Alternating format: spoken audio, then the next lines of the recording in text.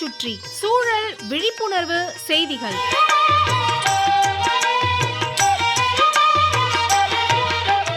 அன்புள்ள சந்தோஷ் அவர்களுக்கு உங்கள் மாணிக்கம் எழுதும் மடல். நலம் நலமறிய ஆவல். எல்லாரும் தினமும் 3 வேளை சாப்பிட்றோம். எதுக்காக? உடல் பலத்துக்கும் உடல் உறுப்புகள் நல்லபடியாக இயங்கவும் முழுமையான சத்துக்கள் கிடைக்கவும் சாப்பிட்றோம்.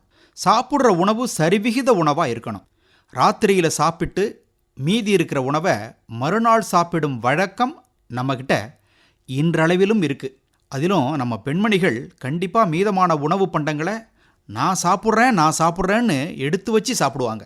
இது உடல் நலத்தை கெடுத்து விடும்னு மருத்துவ நிபுணர்கள் எச்சரிக்கை விடுக்கிறார்கள். முட்டை சில நிமிடங்களில் வெந்துடும். வேக வச்ச முட்டையை நீண்ட நேரம் வச்சிருந்தா சால்மோனெல்லா என்ற பாக்டீரியா கிருமி பெருகும். அதை சாப்பிட்டா உடல் நலம் கெடும்.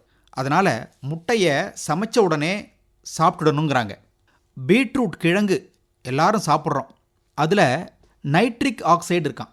இது இரத்த அழுத்தத்தை கட்டுப்படுத்தும். பீட்ரூட் கிழங்கில் சமைத்த உணவை மீண்டும் சூடுபடுத்தி சாப்பிட்டால் ரசாயன மாற்றங்கள் ஏற்பட்டு உடலுக்கு ஊறு விளைவிக்கும். பல நோய்கள் வர வாய்ப்புண்டு. சந்தோஷ், அதனால தான் பலர் இல்லை சிலர் அப்பப்போ சமைச்சு ஃப்ரெஷ்ஷாக சாப்பிடும் வழக்கம் வச்சுருக்காங்க. உருளைக்கிழங்குல சமைச்ச உணவு குளிர்ச்சி அடையும் போது கிளாஸ்ட்ரீடியம் என்ற நுண்கிருமி உருவாகும். இதுவும் உடல் நலத்துக்கு கேடு விளைவிக்கும். எண்ணெயில் தயாரித்த பலகாரங்களை மீண்டும் சூடாக்கினால் ஊட்டச்சத்துக்கள் நீங்கிடும். எண்ணெயை மறுபடியும் சூடாக்கும் போது நச்சு நீராவியை வெளியிடும். இது பல உடல் உபாதைகளுக்கு காரணமாகிடும். கடல் உணவுகளை சமைத்த 1 மணி நேரத்துக்குள்ள சாப்பிடணும். ரொம்ப நேரம் வச்சிருந்தா விஷத்தன்மை உண்டாகிடும். கீரை வகைகளும் அப்படித்தான். மறுபடி சூடாக்கி சாப்பிடக்கூடாது. நாம் என்ன சாப்பிட்றோம், எப்படி சாப்பிட்றோங்கிறத பொறுத்து நமது உடலின் உள் உறுப்புகளில் சில பல பிரச்சனைகள் ஏற்படும். குளிரூட்டப்பட்ட உணவு வகைகளை சாப்பிட்டா வயிறு பயப்படும். கொழுப்புச்சத்து நிறைந்த உணவுகளால் லிவர், கல்லீரல் பாதிக்கப்படும். உப்பு நிறைந்த உணவு வகைகளால் இதயத்துக்கு கோளாறு உண்டாகும். அதிகப்படியான நொறுக்கு தீனியால் கணையம், பேங்க்ரியாஸ்க்கு சிரமம். கடல்சார் உணவு வகைகளை பாகுபாடு இல்லாமல் சாப்பிட்டா குடலுக்கு பிரச்சனை. காலை உணவை தவிர்ப்பது பித்தப்பைக்கு பாதிப்பை உண்டு பண்ணும். நம்மை நாம் பாதுகாத்து கொள்ள நமது உணவில் அதிக கவனம் செலுத்தணும்.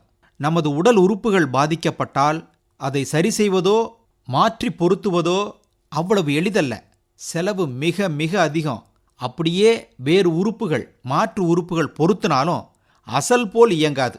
சந்தோஷ், உண்ணும் உணவில் கவனம் இருக்கணும். வாழ்க்கை முறையில் கவனம் தேவை. நமது அன்றாட உணவில் ஒரு வேளையாவது பழ உணவு எடுத்துக்கணும். பழங்களை அப்படியே சாப்பிட்றது நல்லது. உடலுக்கு நார்ச்சத்தினை தரும். வெறும் சாற்றை குடிக்கும் பழக்கம் இருக்கு. இதனால் நார்ச்சத்தை நாம் இழக்கிறோம். விலை உயர்ந்த பழங்கள் தான் உடலுக்கு நல்லது, சத்துக்கள் அதிகம் தரக்கூடியது என்ற மாயை இருக்கிறது. ஆப்பிள், ஸ்ட்ராபெரி, ஆரஞ்சு, திராட்சையை விட கொய்யாப்பழம், நாவல் பழம், சப்போட்டா, வாழைப்பழம் மிகவும் சிறந்தவை, அதிக பலனளிக்கக்கூடியவை. வெறும் பழம் மட்டும் வாங்கி சாப்பிட்டா போதுமா? வீட்டில் 2 பழமர கன்றுகளை நட்டு வளர்க்கணும். இதன் மூலம் பழமும் கிடைக்குது, சுவாசிக்க காத்தும் கிடைக்குது. இப்படிக்கு மடல் மாணிக்கம்.